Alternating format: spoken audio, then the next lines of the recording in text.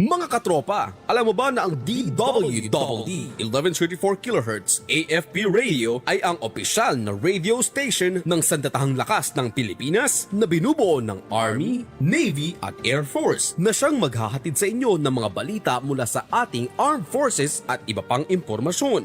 Mga katropa, hanapin at ilike kami sa Facebook, Twitter at YouTube. DWDD AFP Radio, ang boses ng Kawal Pilipino.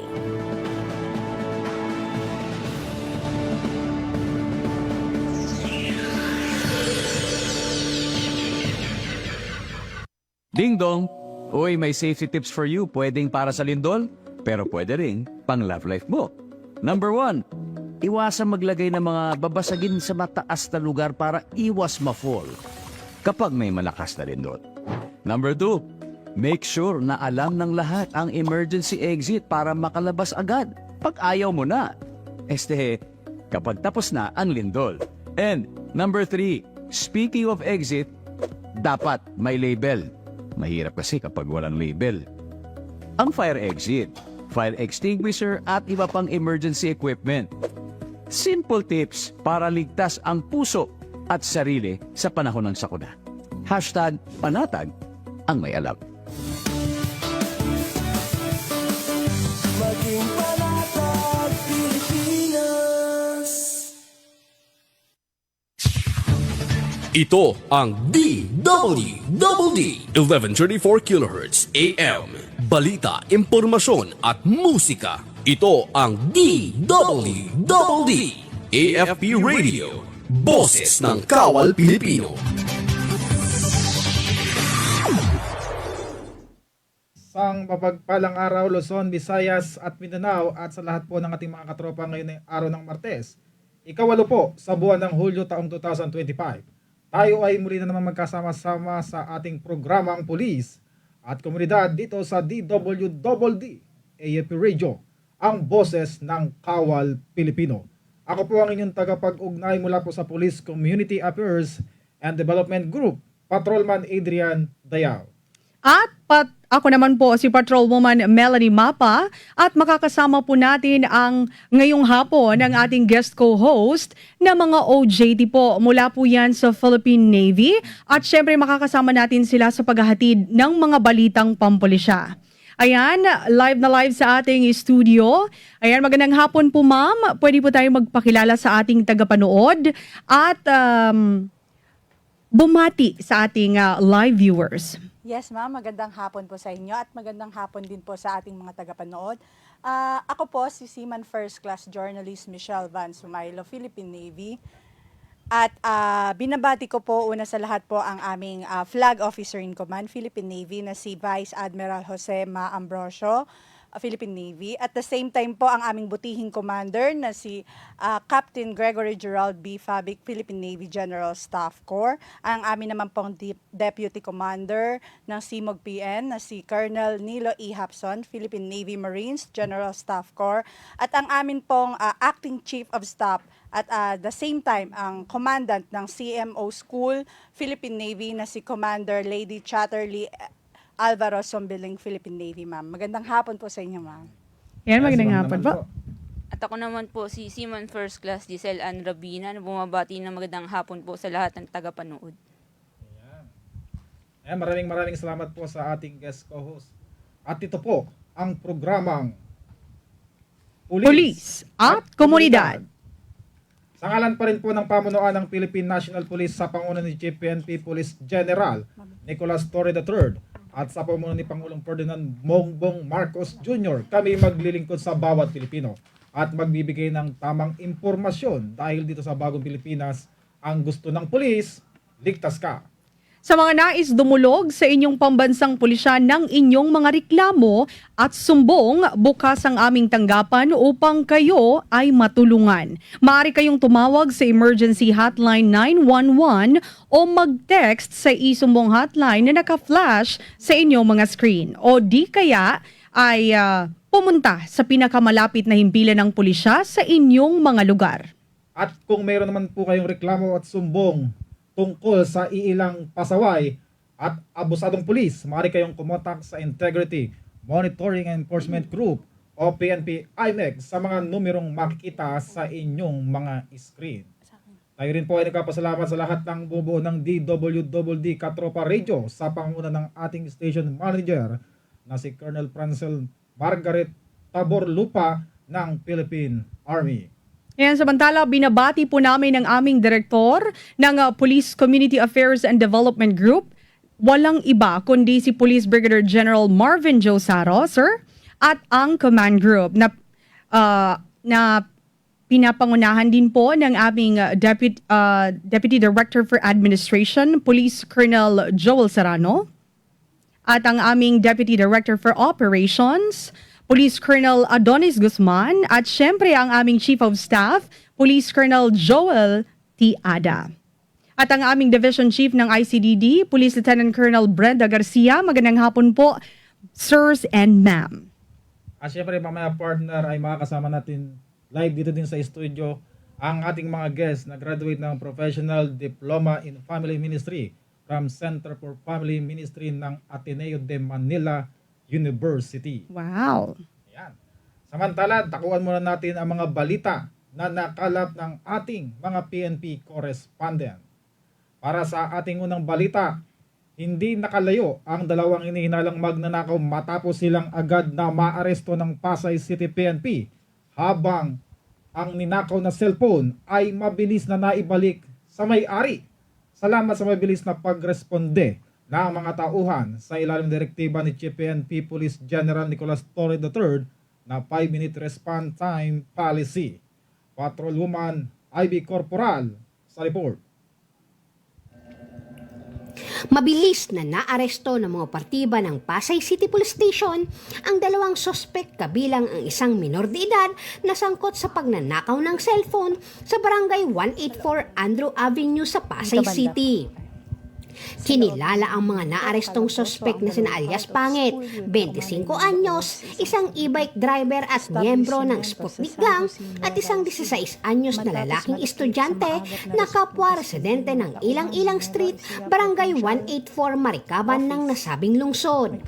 Sa mabilis na aksyon ng pulisya, agad namang nabawi sa mga sospek ang isang Samsung Galaxy A15 5G na pag-aari ng biktima. Magandang po, maraming salamat sa pamumuno ng sa Station 7 Marikaban ni Lieutenant Tayabas at sa kanyang mga police officer staff na pagka-recover ng aking cellphone po at saka pagkahuli ng dalawang na nagnakaw ng cellphone po. Maraming salamat at big salute sa PNP. Dinala naman ang mga sospek sa Substation 7 para sa dokumentasyon at inquest proceeding sa Office of the City Prosecutors ng Pasay City. Samantala, ang minor de edad ay tinuturing na child in conflict with the law ay mananatili sa kustodiya ng Pasay Youth Center alinsunod sa batas para sa proteksyon ng kabataan. Tapos dito mo. After. Ayan, maraming salamat, Patrolwoman Ivy Corporal. Samantala, isang tagumpay sa laban kontra iligal na droga naman ang naitala sa Nueva Ecija matapos na madakip ng pulisya ang dalawang high-value individual at nakumpiska mula sa kanila ang tinatayang 600,000 pisong halaga ng hinihinalang shabu sa ikinasang buy-bust operation. Magbabalita dyan si Patrolwoman Jilly Peña. Tinatayang malaking halaga ng ilegal na droga ang nakumpiska ng Nueva Ecija PNP na kung saan arestado ang dalawang high-value individuals matapos ang sinagawang buy-bust operation sa Barangay Kapitan Pepe, Cabanatuan City, Nueva Ecija. Kinilala ni Police Colonel Heril L. Bruno, Provincial Director ng Nueva Ecija Police Provincial Office, ang mga naarestong suspect na sina alias Edo, 42 taong gulang, isang construction worker, at alias Jojo, 43 taong gulang, isang magsasaka, kapwa residente ng Santa Rosa, Nueva Ecija.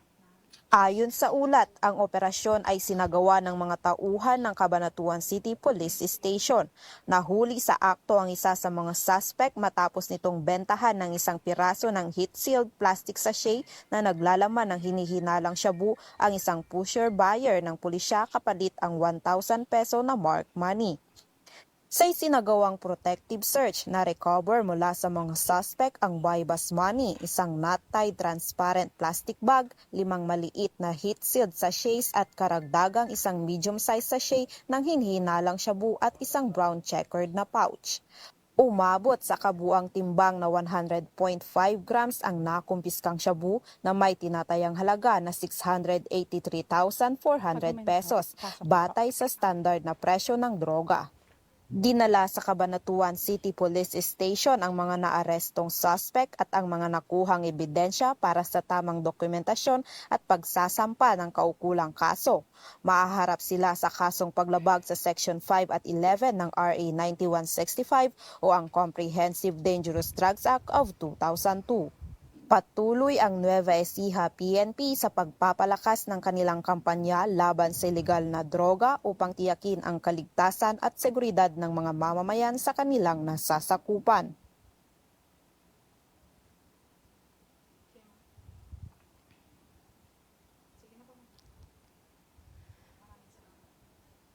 Anong pangalan niya? Maraming salamat.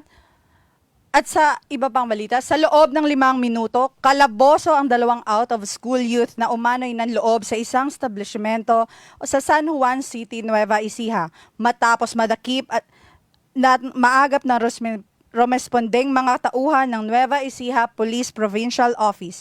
Ang insidente ay hindi lamang tagumpay sa pagpapatupad ng 5-minute response time na direktiba ni Chief PNP Police General Nicolas Torre III, kundi paalala rin sa lumalalim na isyo ng mga kabataang napapalayo sa edukasyon at naaakit sa maling landas.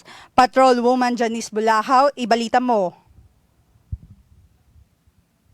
Arestado ang 2 out-of-school youth matapos ang isang insidente ng panloloob sa isang tile depot sa kahabaan ng Maharlika Highway, Barangay Kaanawan, San Jose City. Kinilala ni Police Colonel Heril Daguit L. Bruno, Provincial Director ng Nueva Ecija Police Provincial Office, ang nagreklamo bilang isang 33 anyos na manager ng LNJ Tiles Depot na agad na nagulat sa San Jose City Police Station. Base sa pagsusuri ng CCTV footage, dakong alas 11 ng gabi ay namataan ang 2 menor de edad, kapwa residente ng Barangay Bunga, Karanglan, Nueva Ecija, na sa pilitang pumasok sa establishmento sa pamamagitan ng pag-akyat sa bubong at pagsira sa kisame. Batay sa inisyal na investigasyon, tinangay ng mga suspek ang humigit kumulang 2,000 pesos at mga kagamitang tinatayang nagkakahalaga ng 4,000 pesos. Ayon pa sa ulat, sinira rin ng mga suspek ang ilang produkto sa pamamagitan ng pagkalat ng rugby solvent sa loob ng tindahan na nagdudulot ng karagdagang pinsala. Sa mabilis na tugon ng San Jose City Police Station, agad na nagsagawa ng hot pursuit operation ng mga operatiba na nagresulta sa pagkakaaresto ng 2 suspect. Na-recover din mula sa kanila ang kanilang sinakyang motorsiklo, isang pulang Rusi 125. Ang 2 menor de edad ay tinuring bilang children in conflict with the law at dinala sa San Jose City Police Station para sa kaukulang disposisyon. Ayon kay Police Colonel Bruno, laging handa ang ating kapulisan na rumesponde sa loob ng itinakdang 5-minute response time policy. Para naman sa mga menor de edad, sila ay sasailalim sa pangangalaga ng City Social Welfare and Development Office ng San Jose para sa tamang interbensyon at paghawak, alinsunod sa umiiral na batas para sa mga batang nasasangkot sa krimen. Patuloy ang NEPO sa pagpapatupad ng mabilis at epektibong serbisyo upang mapanatili ang katahimikan at kaayusan sa lalawigan ng Nueva Ecija. Maraming salamat, Patrolwoman Bulahaw. 3 hinihilalang drug personalities ang naaresto sa bisa ng buy-bus operation na ikinasa ng Pasay City Police bilang bahagi ng ipinaigting na kampanya kontra sa iligal na droga. Nakatutok dyan si Patrolwoman Maika May Bahiwag. Arestado ang 3 individual na kabilang sa drug watch list ng Pasay City Police Station sa ikinasang buy-bus operation dakong 9:45 ng gabi sa number 9 Leonardo Street, Barangay 61, Zone 8, Pasay City. Nagresulta ang nasabing operasyon sa pagkakadakip ng mga suspek na kinilalang sina alias Tropa, 27 taong gulang, alias Maylin, 35 taong gulang, at alias Nino, 32 taong gulang. Nasamsam mula sa mga suspek ng Pasay Police ang 26 na sachet ng hinihinalang shabu, itim na coin purse na pinagtaguan ng droga at buy-bus money na nagkakahalaga ng 750 pesos na tunay na salapi. Tinatayang nasa 19.57 gramo ang kabuang timbang ng nakuhang droga na may standard drug price na 133,076 pesos. Nakakulong sa custodial facility ng Pasay City Police Station ang mga suspect at sasampahan ng kasong paglabag Sections 5 at 13 ng Republic Act 9165 o ang Comprehensive Dangerous Drugs Act of 2002. Patrolwoman Bahiwag, timbog ang isang suspect sa buy-bus operation sa Oton, Iloilo nang magpositibo ang bintahan sa pagitan nito at poacher buyer. Nasamsam naman ang mahigit kalahating milyong halaga ng pinagbabawal na droga mula sa naturang suspect. Alamin ang detalye ng balita mula kay Patrolwoman Lidilyn Bansagon. Umabot sa mahigit kalahating milyong piso ang matagumpay na kumpiskang halaga ng hinilaang shabu ng mga operatiba ng Provincial Drug Enforcement Unit sa isang drug buy-bust operation na isinagawa sa Barangay Bakyad, Oton, Iloilo, bandang alas 5 ng hapon ito lamang ika-6 ng Hulyo taong kasalukuyan. Kinilala ni Police Captain Glenn Suliman, OIC ng PDEU, ang pangunahing target sa operasyon na si alias Itek, 36 na taong gulang, matapos itong aktwal na magbenta ng 5 sachet ng pinaniniwalaang shabu sa halagang 15,000 pesos sa police pusher buyer. Nahuli rin sa operasyon ng 2 umano'y kasabwat ni alias Itek na nagsisilbing mga runner na kinilalang sina alias Tibor at alias Toto, pawang 24 na taong gulang at residente rin na nasabing barangay. Sa kanilang pagkakaaresto, nasamsampa mula sa kanilang pag-iingat ang karagdagang 18 na sachet ng hininilaang shabu na may timbang na humigit kumulang 70 gramo at nagkakahalaga ng tinatayang 476,000 pesos batay sa standard drug price. Dagdag pa ni Police Captain Suliman, matagal nang minamanmanan si alias Itik dahil sa pagkakasangkot nito sa iligal na droga na umabot sa halos 2 buwang surveillance bago isinakatuparan ang nasabing buy-bust operation. Ang mga nadakip ay nasa kustodiyanan ng kapulisan para sa disposisyon at kaukulang dokumentasyon na siyang naharap ngayon sa kasong paglabag sa Republic Act 9165 o ang Comprehensive Dangerous Drugs Act of 2002. Ang matagumpay na operasyon ay bahagi ng patuloy na mas pinaigting na kampanya ng kapulisan laban sa pinagbabawal na droga sa lalawigan. Patuloy naman ang investigasyon ng mga kapulisan upang matukoy ang mas malalaking personalidad sa likod ng naturang aktibidad. Maraming salamat, Patrolwoman Bansagon. Samantala, walang takas ang isa sa mga tinutugis na sangkot sa kalakaran ng iligal na droga sa rehiyon ng Davao. Ang top 6 drug personality ng Davao Oriental ay naaresto sa isinasagawang buy-bust operation ng PNP. Magbabalita dyan si Patrolwoman June Marie Joy Rupin. Isang malaking dagok sa kalakaran ng iligal na droga ang naitala matapos madakip ang isa sa mga pangunahing target ng anti-drug operation sa rehiyon sa Purok Puhada, Barangay Central, Mati City noong Hulyo 5 taong kasalukuyan. Ayon kay Police Major Al Anthony I. Gumban, officer in charge ng Mati City Police Station, na siyang nanguna sa operasyon, kinilala ang suspek sa alias na Anan, 49 anyos, residente ng Cara 3, Riverside, Barangay Central. Nakuha muna sa pag-iingat ng suspek ang humigit kumulang 20 gramo ng hininalang shabu na tinatayang nagkakahalaga ng 136,000 pesos. Drug paraphernalia at iba pang ebidensya. Sa kasalukuyan, isinailalim na sa masusing investigasyon ang kaso upang matukoy ang iba pang posibleng kasabwat ng suspek sa drug network sa rehiyon. Inihanda na rin ang pagsasampa ng kasong paglabag sa Republic Act No. 9165 o Comprehensive Dangerous Drugs Act of 2002. Ang matagumpay na operasyon na ito ay patunay na mas pinatibay na kampanya ng mga otoridad laban sa iligal na droga sa rehiyon. Patuloy ang panawagan ng kapulisan sa publiko na makipagtulungan at agad na iulat ang anumang kahinahinalang aktibidad upang sama-samang mapanatili ang kaayusan, kapayapaan at kaligtasan ng komunidad. Ayan, maraming salamat, Patrolwoman Rupin. At magbabalik po ang ating programa makalipas ang ilang paalala.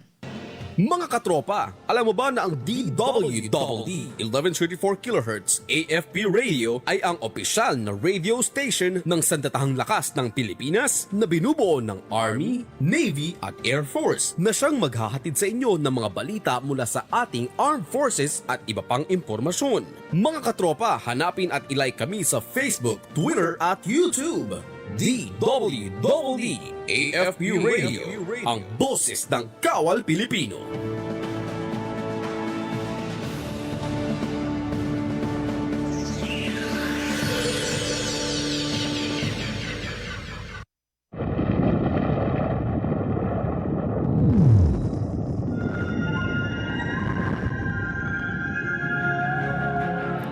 In the rugged terrain and diverse communities of Western Mindanao, our vision unfolds, clear in purpose and wavering in resolve.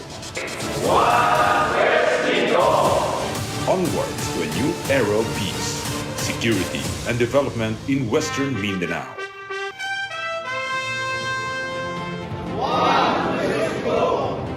One West Mincom is a campaign where we promote nationalism, patriotism, and well-being of the people we serve and protect. One West Mincom is an advocacy where we champion the command's leadership principles and translate them into impactful actions. One West Mincom! One West Mincom is a journey towards a new era where we pursue peace and precision. Security is upheld with strength and development is achieved with unity. One West Mincom! One West Mincom transforms, transition, sustains. This is our campaign. One West Mincom.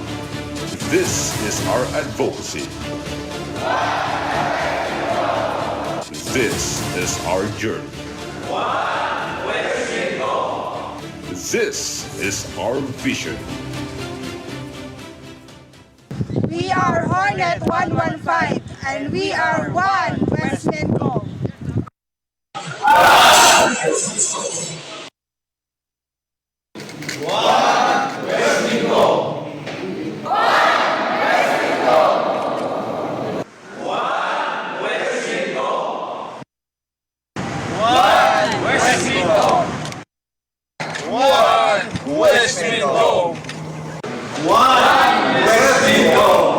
We are one West Mincom.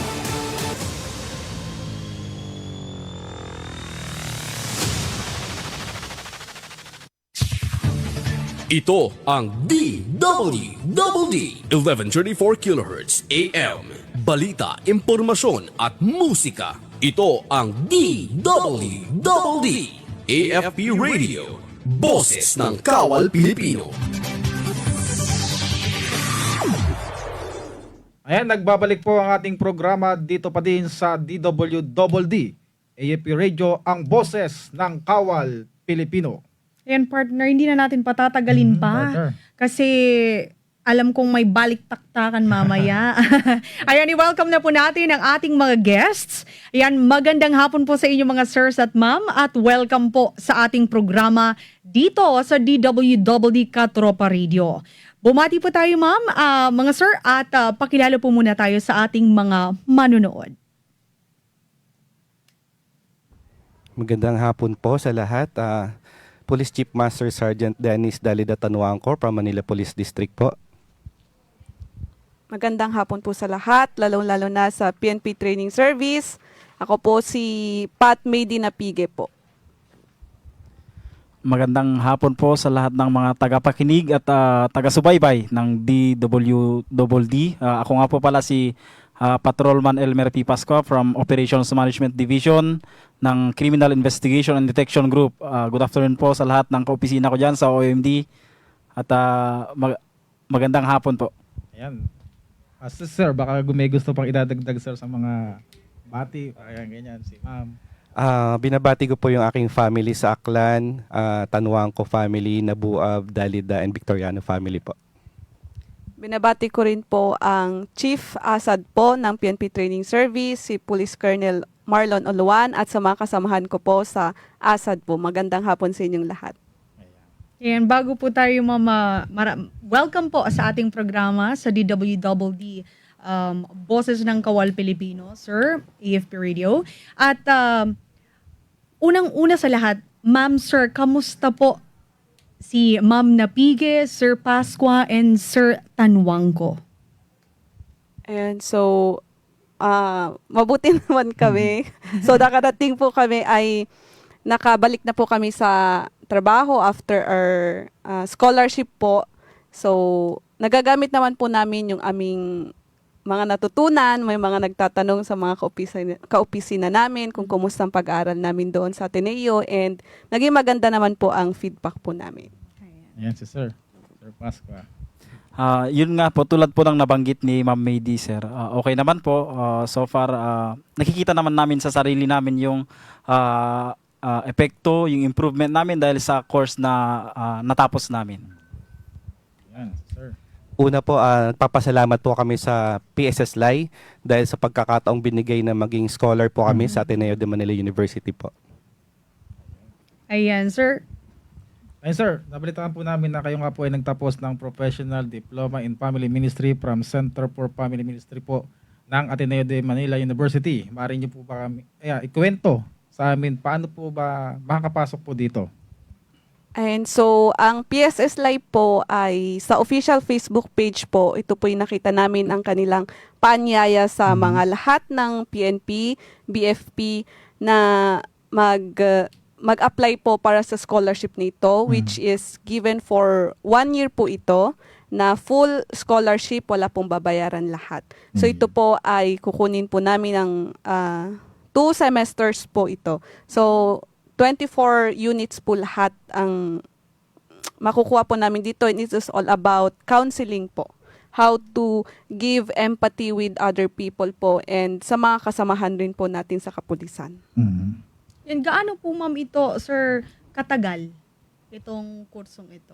1 year lang po to, ma'am. So, ganun pala katagal talaga, 1 year. So, 1 year siya, 2 semesters na. Yes po. 24 units po lahat-lahat, ma'am. Parang ano nga lang talaga. As in, talagang balik paaralan sina Sir at Ma'am. Yan. Sir, in addition to that, design po kasi siya for 2 years sana. Pero kami po kasi sa PNP, allowed lang kami mag-schooling ng 1 year. So parang kinompress siya into 1 year. So yung mga classmate po naming mga pare, mga madre, mga pastors, mga professors, yung mga doctors po kaming classmate, 2 years po na lang kinukuha. 2 to 3 years po. Sir, ilan naman po kayo sa klaseng doon po sa may kinuha niyo pong course, ilan po kayo doon, sir? Lahat po ba ng mga PNP personnel po natin o other government agencies? Mga ibang, parang tayo lang yata yung mga government agencies, sir, no? Yung iba po kasi mga pari po. Yung iba po, madre. Balik kami pong scholar is we are all 5 po na nakagraduate. 5 po sa PNP, then isa po sa BFP, sir. Yan, ma'am, sir, maari niyo po bang ikwento yung mga naging karanasan niyo or any challenges na nakaharap niyo po nung kinukuha niyo po itong, or mismo, or during the school, ano po yung mga kinaharap niyong challenges or karanasan sa kursong ito? Ang challenging part po kasi rito is pinapagawa po kayo ng reflection papers, no? So every subjects po ay gagawa ka ng reflection paper. So ilalabas mo po doon lahat yung iyong karanasan mula pagkabata, nung ikaw ay nagkaroon na ng pamilya, no? Ano yung history ng family mo? Pinagawa po kami rito ng genogram. So maiintindihan mo po sa sarili mo, bakit pala may experience akong ganito? Ba't ganito ako yan? So tinatawag po ito na inaalam mo muna yung sarili mo bago ka makatulong sa iba. Nice. So part nun is yung pagkilala muna ng sarili para malaman mo kung sino din ang kumbaga kaharap mo for pagkilala ng sarili. So sa course din po na ito is parang holistic learning po siya. Kasi in other courses po, it is all about intellectual. Pero dito po is meron pong spiritual, meron pong emotional, Meron pong physical kasi mapapagod ka po kagaya ni Sir sa paggawa ng reflection. Meron din pong emotions kasi sa paggawa ng reflection, kailangan pong makita doon yung emotion mo, maramdaman ng mga professors po yung emotion na ilalabas mo po. And lalong-lalo na pong spiritual kasi ang gamit po sa counseling sa Ateneo po is the psycho-spiritual approach po. So more on the spiritual approach po ang ginagamit po dito. So, ibig sabihin, ma'am, parang holistic approach siya, pero nakatuon siya sa more on spiritual. Yes po, ma'am. Sir, Pasco, baka any addition, sir? Yun din po, ma'am. Although naka-focus siya sa spiritual, pero dinadaanan po, sinasaklaw din po niya ang psychological aspect po ng tao, ma'am. Kasi dito inaaral natin yung mga tulad ng mga cognitive distortions natin, na kasi kung naiintindihan natin ang sarili natin kung ano yung mga cognitive distortions natin, makakatulong ito para kung paano tayo makipagsalamuha sa ibang tao, paano tayo gumawa ng desisyon, at magiging gabay natin ito sa ating gawain sa araw-araw. Sir, nasabi niyo po kanina na pagpasok po dito ay kayo po ay naging scholar po ng PSS-LAI. Bilang pulis po, paano po naging desisyon nyo na ay papasok kami dito? Ayun po. Paano po ang... Ano po yung nag-push sa inyo na mag-enter po sa ganitong course na syempre about family? Lahat na po ba kayo, ma'am, sir, parang may pamilya aside from yung own family talaga? Sa akin naman po, ma'am, single pa po ako ngayon, ma'am. Wala pa po ang asawa. Kaya naman po ako na encourage po dito na mag-apply sa course na ito, ma'am, sa scholarship. Siguro dahil sa istorya ng family of origin ko din po. Kasi parang may mga patterns sa family of origin ko na kung maari, ayaw ko nang maulit. Kaya po na-motivate ako na mag-enroll sa course na ito. I see. Na-motivate si sir. Sa akin naman po, ito actually ay na-introduce ng isa kong senior sa office po namin, sa training service kasi he is undergoing this course din po. So nakita ko rin po kasi dito na mahalaga rin po kasi na as a police officer din, not only on my family, kasi ma-apply ko po talaga to sa family ko, lalong-lalo na nung pumasok po ako is bagong kasal po ako. So yung mga natutunan ko doon, na-apply ko po sa family ko, kung paano po ako maging mas approachable, kung paano ko po sabihin yung mga naiisip ko na hindi maganda in a nice way sana. Ayun. So, being a police officer naman is magagamit ko siya na makatulong sa mga kasamahan ko na nahihirapan din na magsabi ng kanilang nararamdaman kasi may mga iba na iniisip nila walang makikinig sa amin. Pero in this course po kasi tinuro po sa amin that you need to listen po sa mga kasamahan nyo po na wag po natin silang i-judge kasi usually sa atin, ginajudge po natin kaagad. So, hindi na natin sila pinapakinggan. Pero dito po is we were trained na makinig po sa kanila and hindi po namin sila i-judge kundi sasamahan po namin sila sa journey nila through listening or through listening with empathy po. On my part po, I found it very interesting itong family ministry, itong guidance and counseling. Isa po kasi akong guest professor sa NPTI. Nagtuturo po ako sa PSBRC, JLC, SLC at OCC. Magiging estudyante po kayo, ma'am, sir. Okay, sir. Meron po tayong tinatawag na there's no such thing as perfect family. Katulad ng family ko at family ng mga classmates ko. So, pinag-aaralan po namin yun sa Center for Family Ministry in Ateneo de Manila University. So, paano po tayo magiging resilient as a family, no? Ay yung mga pinagdadaanan natin mga adversities, no? Paano tayo magba-bounce back, no, from rock bottom. So, ang pinaka-importante po rito tinuro sa amin is yung family support, napaka-importante po yan. Yung support ng ating community, no, support ng ating church, napaka-importante po yan. Usually kasi yung sa sinabi kanina ni ma'am na ano yun?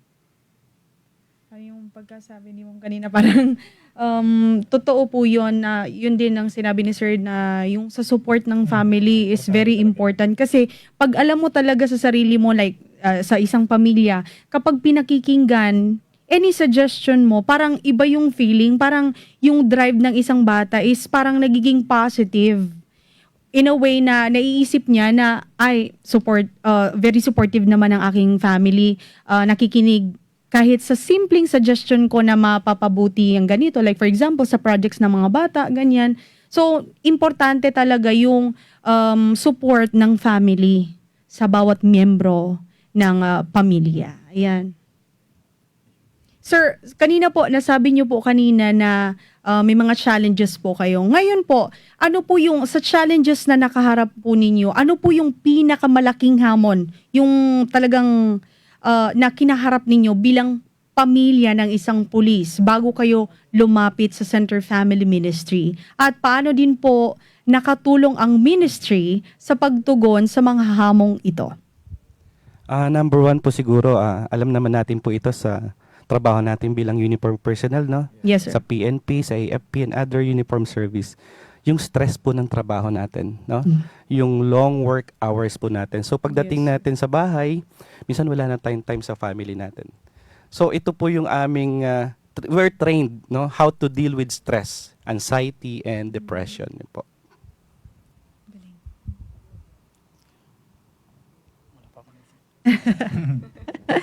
And so, sa akin siguro ang pinakamalaking hamon is during my journey po, being a police officer and being a scholar po, tos sa family ko is nung nabuntis rin po siguro ako.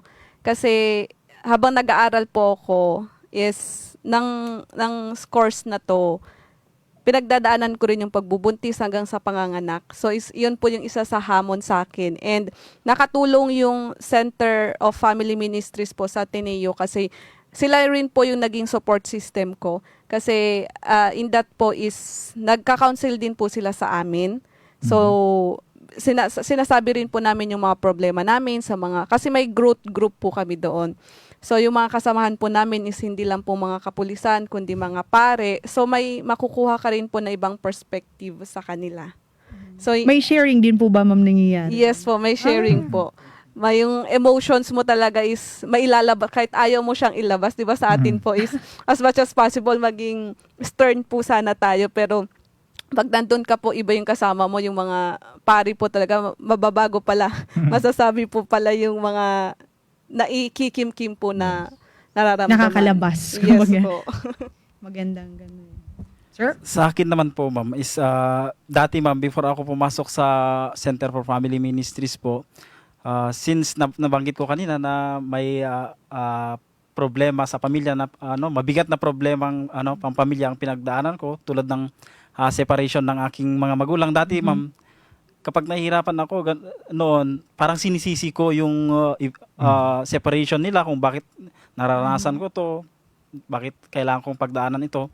Sa tulong ng Center for Family Ministries, doon ko naunawa na siguro talagang dapat mangyari yon para maging resilient kami ng mga kapatid ko, para makita namin yung kung gaano kahalaga yung support system nga tulad ng sinabi ni Sir Dennis kanina.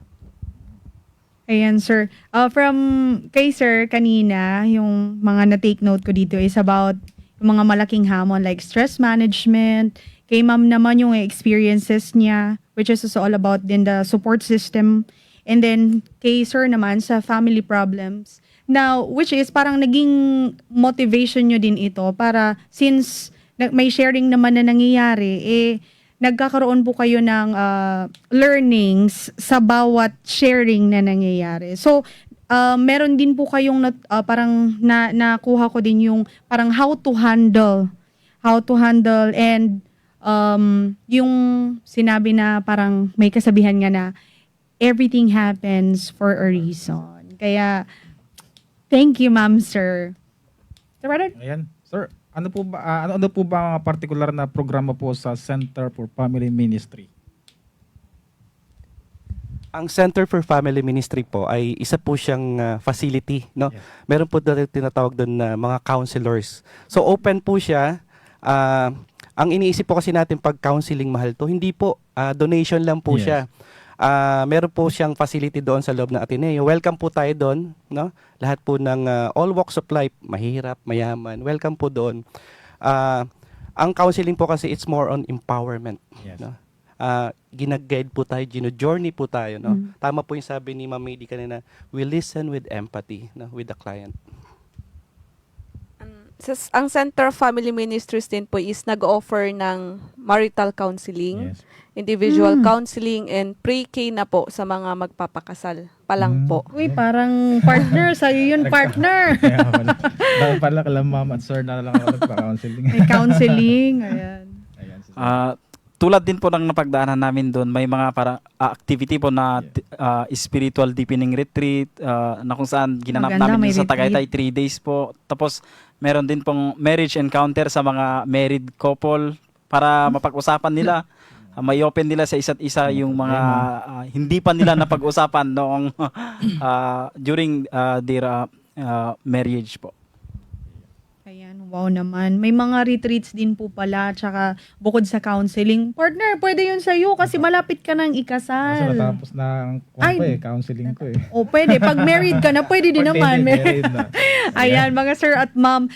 Paano po naka-impluwensya naman ang Center Family Ministry sa inyong komunikasyon at relasyon sa loob ng inyong mga pamilya? At lalo na po sa konteksto ng trabaho ng pulis. Dito po namin natutunan how to communicate properly. No? Yung mga I messages na saying thank you, I'm sorry. Na? Mapapansin niyo po kasi minsan pag galing tayong trabaho, pag uwi natin ng bahay, mainit ang ulo natin, stress na tayo. So dito po sa course namin, tinuro sa amin yung mga I messages. Yes. Ma'am Mady, ano nga yung mga I messages natin na classmate Elmer? Actually, itong iMessages na ito is tinuro sa mga married couple, ganon, na kasi madalas na sinasabi na parang ikaw kasi, lagi kang ganito, parang ganon. Instead na ganon yung sabihin natin, I am sorry kung nagalit ako kanina, and I hope na sana next time i-inform mo ko kung malilate ka, ganon. Na dapat wag ganun yung kasi parang you are blaming your wife or your partner kapag hindi mo ginamit yung iMessage. Ayun pala. Parang simplified form na hindi agad galit ang pinapairal. Kaya partner, huwag ka nang magagalit. Oo, partner. Galit sa trabaho. Yan, minsan talaga pressured ka talaga sa trabaho. Kaya minsan parang yung word na napagbubuntungan mo ng is hindi talaga dapat ganon. Kaya marami akong natututunan. ito pa lang. Paano kung nag-enroll pa kaya ako, partner? Ayun nga, partner. Willing naman ako. Sir, Gusto ano ko po ba yun. ito? In-house po ba siya or face-to-face din? Doon po kayo nag-i-stay, ma'am, sir? Hindi po. Uwian. Uwian din po kami. Face-to-face, pero uwian pa din. Ayan, bilang isang pulis o asawa o anak ng pulis, paano po nakatulong ang natutunan nyo sa ministry sa pagharap ng stress, yung sinabi mo po kanina, sir, na stress management, trauma, o mga emosyonal na pasanin na kaakibat ng propesyon?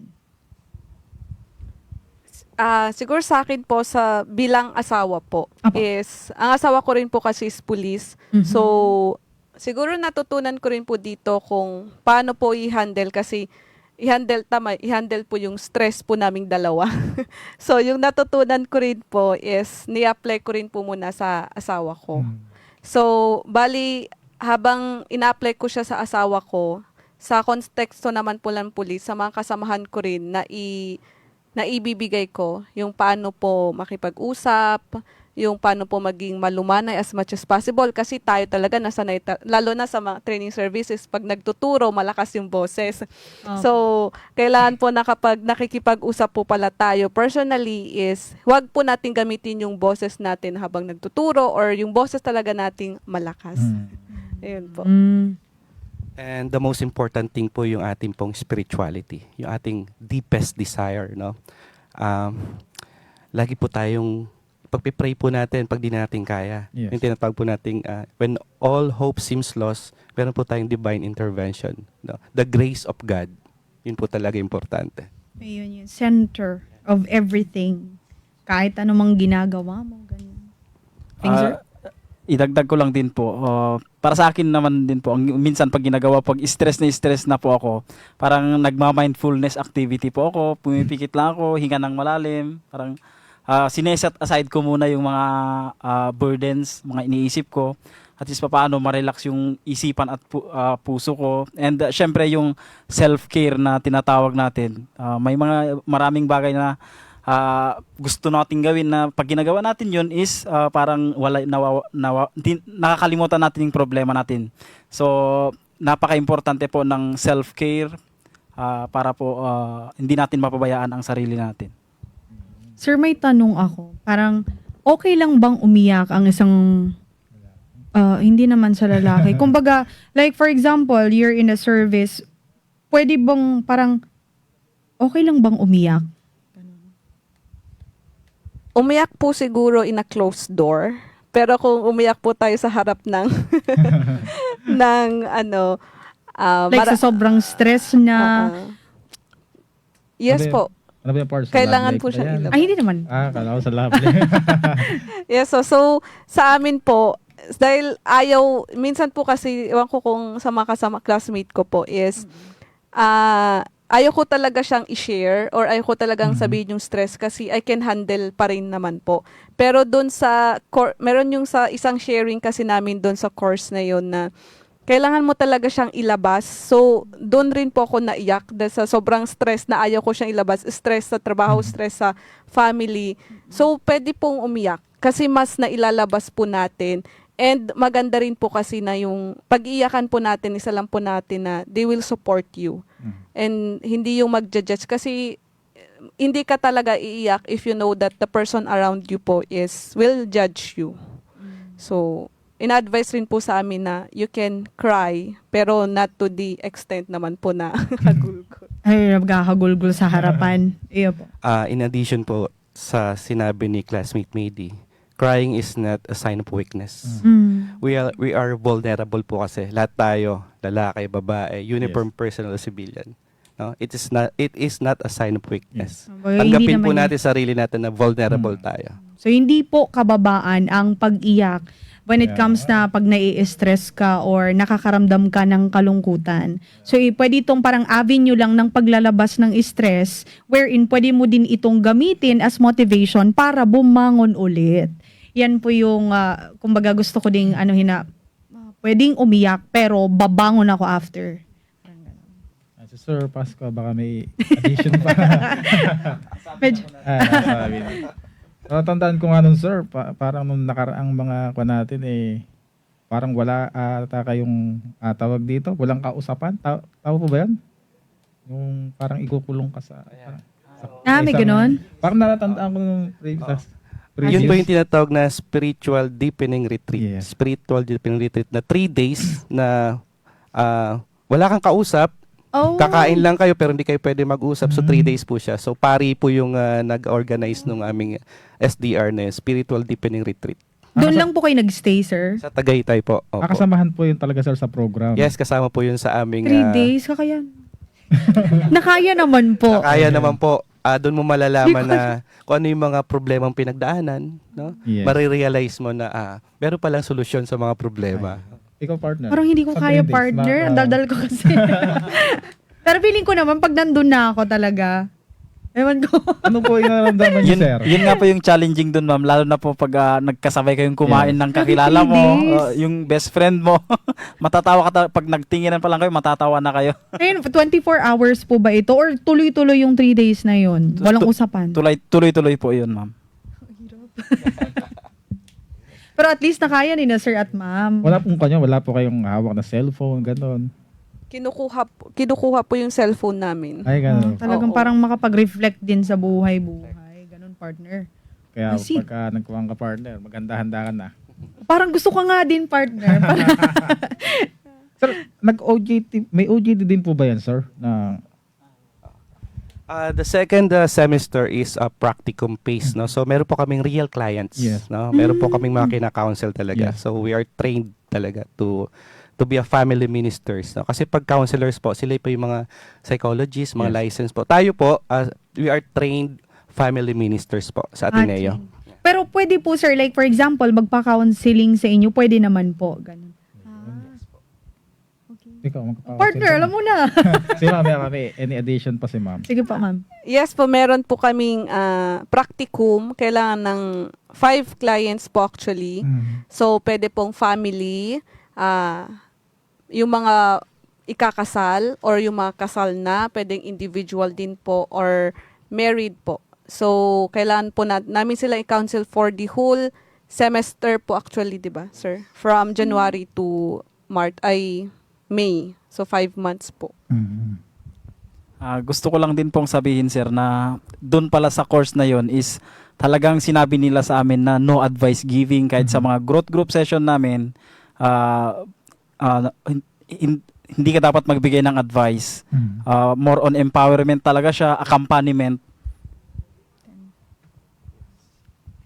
Accompaniment. So, sir, sa mga nasabi niyo po yan, ano din naman po masasabi ninyo sa mga tagapayo o counselors ng Center Family Ministry at naramdaman ba ninyo na nauunawaan nila ang mga natatanging pangangailangan at sitwasyon ng mga pamilya ng pulis?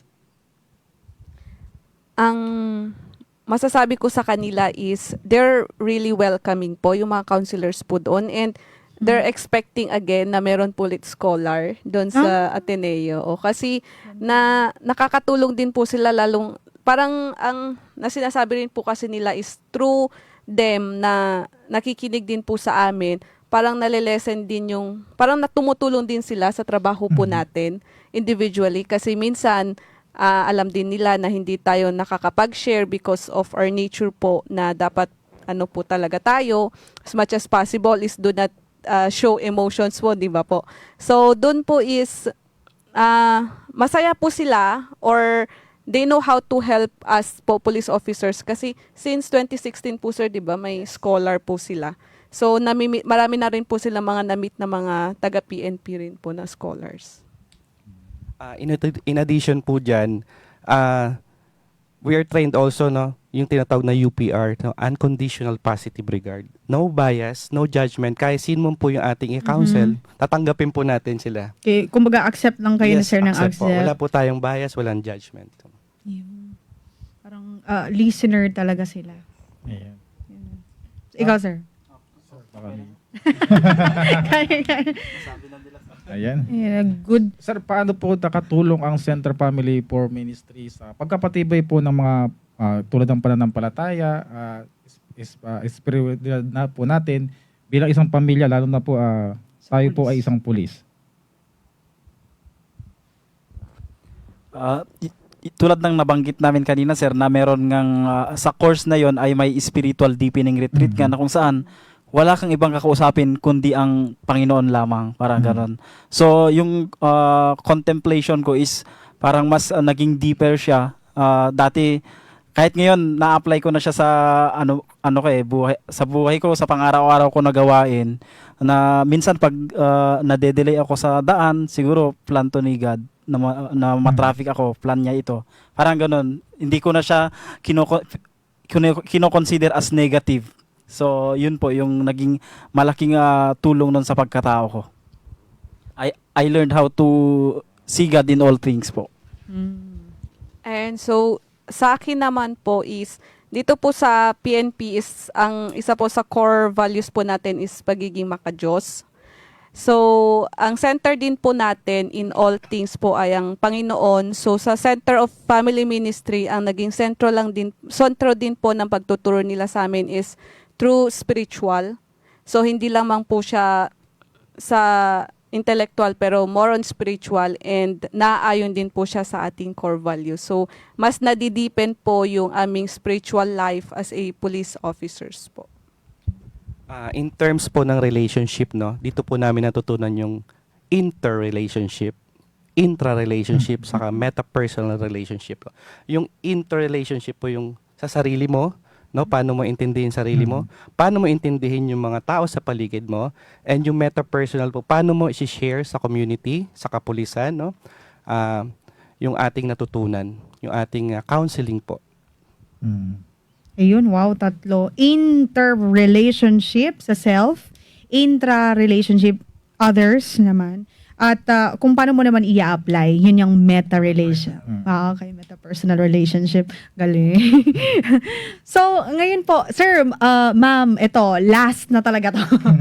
Ano naman po ang inyong maipapayo sa ibang pamilya ng pulis na nahihirapan at naghahanap ng suporta, lalo na kung iniisip nilang lumapit sa isang ministry tulad po ng Center Family Ministry? Unang-una po, seek God first. No? Maghingi po tayo ng guidance. Then, ang Center for Family Ministry ng Ateneo de Manila University ay open po siya sa lahat. No? Sabi nga, walang pinipili kasi ang iniisip natin Ateneo pang mayaman. Hindi po. Kami po, mahirap lang po kami pero nakapag-aral po kami sa Ateneo. Thank you po sa PSSLAI. Open po siya sa lahat. No? Kahit bata po, may asawa, kahit mga senior citizen na po, open po siya. So, meron pong makikinig sa inyo, no? Lalo sa atin sa mga uniform personnel, no? Yung mga may pinagdadaanan po. Oh, mag-search lang po kayo sa FB, meron pong Center for Family Ministry, RMTC FAM po ang Ateneo. At nandito po kami handang gumabay sa inyo. Ayun. Sa mga pamilya ng mga pulis na katulad ko, kung nahihirapan tayo, dapat alam natin kung paano ito i-share sa mga support systems natin, sa family, sa friends, at sa mga taong naniniwala sa atin na kaya nating lumaban. Kasi, sir, ma'am, yung may nakikinig pa lang sa atin is malaking bagay na eh. Para ma-address natin or kaya nating pagdaanan at lampasan yung problemang iyon. Napakalaking bagay na may nakikinig sa atin. Ano ko masabi ko? Sa mga pamilya po ng pulis, so hindi po masamang mag-ask po ng tulong. And sa mga kasamahan rin po namin sa kapulisan, kung nahihirapan man po emotionally, is nandyan po ang Center of Family Ministries, and kung kakilala nyo rin po kami, pwede rin po kayong lumapit sa amin. Ayan, maraming salamat po. Any additional po? Ma'am, sir? Okay na ba? Ito pong Center for Family Ministry ay open po sa lahat. No? Civilian, uniform personnel, military. Actually po, meron po kaming classmate na graduate, si Captain Med Sumamoy. Isa po siyang Air Force. No? Si chaplain po siya ng Air Force. Welcome po ito sa lahat. Ayan, madami tayong natutunan. Meron pa po ba, ma'am, sir? Ayan, maraming salamat po sa ating naging panauhin dito po sa DWWD AFP Radio, ang boses ng Kawal Pilipino, dito sa ating segment na Pulis at Komunidad. Ayan, Police Chief Master Sergeant Dennis A. Tanwangco, galing po yan sa Police Station 2 ng Manila Police District, sir. Maraming salamat. At kay Ma'am Maydi Napige from ASAD PNP Training Service. Ma'am, thank you po. And kay Patrolman Elmer P. Pasqua, ayan, from OND, PNP Criminal Investigation and Detection Group. Maraming salamat po at marami po kaming natutunan sa inyo ngayong hapon. Partner? Ayan. At huwag nyo nang hanapin ang mga pulis sa mga presinto sapagkat kami ay nasa inyo ng mga telepono. Dial 911, darating kami sa loob ng 5 minuto. Dahil sa bagong Pilipinas, ang gusto ng pulis, ligtas ka. Muli, kami ang inyong nakasama sa hapong ito. Ako, ang inyong tagapag-ugnay, Patrolman Adrian Dayao. At syempre, gusto ko din po magpasalamat sa ating naging guest co-host from Philippine Navy. Ayan, kay Ma'am Seaman First Class Michelle Van Somalio at kay Seaman First Class Giselle Ann Ravina. At syempre, sa ating mga naging panauhin, magandang hapon. Muli, ako po si Patrolwoman Melanie Mapa. At ito, ang Pulis programang Pulis at Komunidad. Kayo ay nakatutok sa DWWD AFP Radio.